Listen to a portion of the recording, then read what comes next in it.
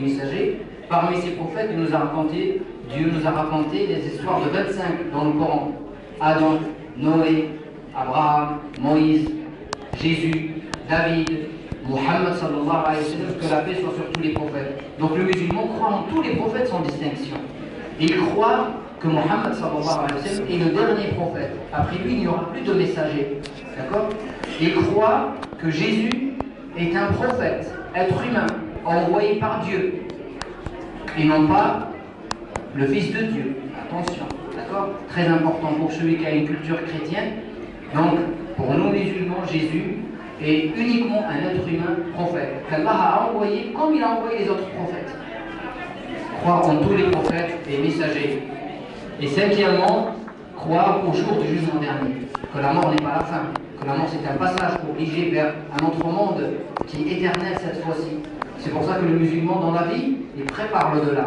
Il fait les actions pour préparer l'autre monde, Inch'Allah, pour mériter le paradis. Et sixièmement, le sixième pilier de la foi musulmane. En quoi un musulman doit croire, c'est de croire au destin, que Dieu gère ce monde et que rien ne se passe dans ce monde si Dieu ne le décide pas. Il y a des choses que je ne choisis pas. Mes parents, je ne les ai pas choisis. Mon lieu de naissance, l'époque de ma naissance, c'est Dieu qui a choisi pour moi. Ma couleur de peau, c'est Dieu qui a choisi pour moi. Le jour du jugement dernier, Dieu ne te demandera pas pourquoi tes parents sont comme ça, pourquoi tu es né à telle date, pourquoi tu es né à tel endroit, parce que c'est lui qui a choisi pour toi.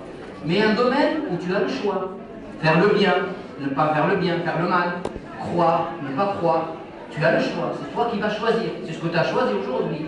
Tu es venu pour attester, pour croire, en Dieu, et tu es venu pour attester, c'est ton choix, personne ne t'a obligé, tu n'es pas contraint, donc tu mérites la récompense de Dieu pour cette action. Donc, c'est pour ça que le musulman croit que le monde est géré par Allah subhanahu wa ta'ala et qu'il est confiant.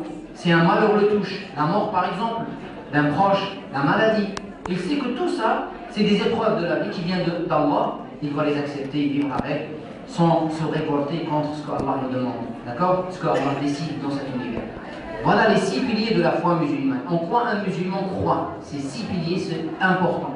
Si tu crois en ces 6 piliers, tels que je viens d'expliquer, simplement, sans complication, tu es musulman.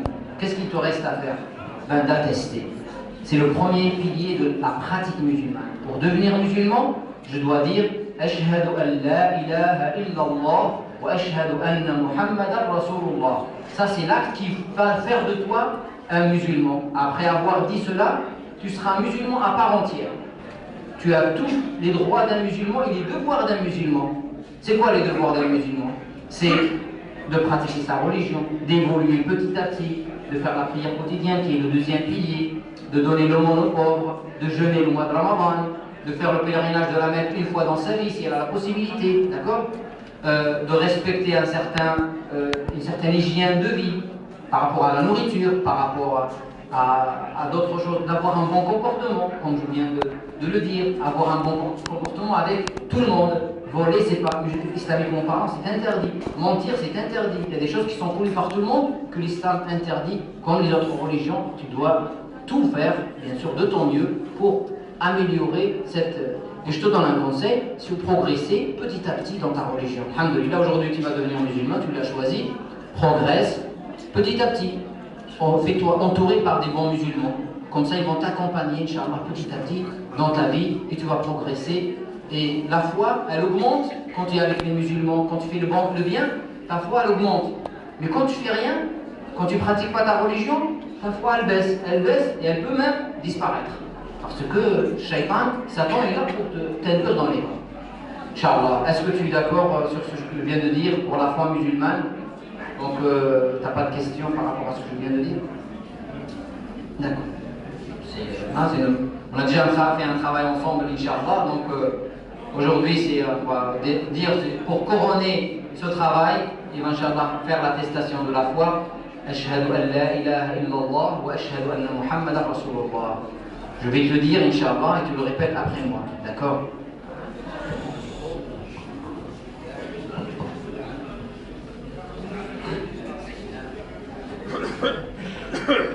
Tu dis après moi, Inch'Allah. Inch'Allah. Ashhadu Ashhadu an la Allah ilaha ilaha إلا الله وأشهد أن محمدا رسول الله. J'atteste qu'il n'y a pas de divinité avec Allah et que Muhammad est son messager et que Isa est son prophète être humain. Masha'Allah. Allahu Akbar. Allahu Akbar. Allahu Akbar. Allahu Akbar. Allah t'aide, Inch'Allah. Confirme tes pas dans cette voie que tu as choisie, Inch'Allah. Permet d'évoluer, Inch'Allah, et d'être un très très bon musulman. Bienvenue parmi nous dans notre communauté, Inch'Allah. C'est notre frère aujourd'hui. Et t'as une feuille blanche. D'accord?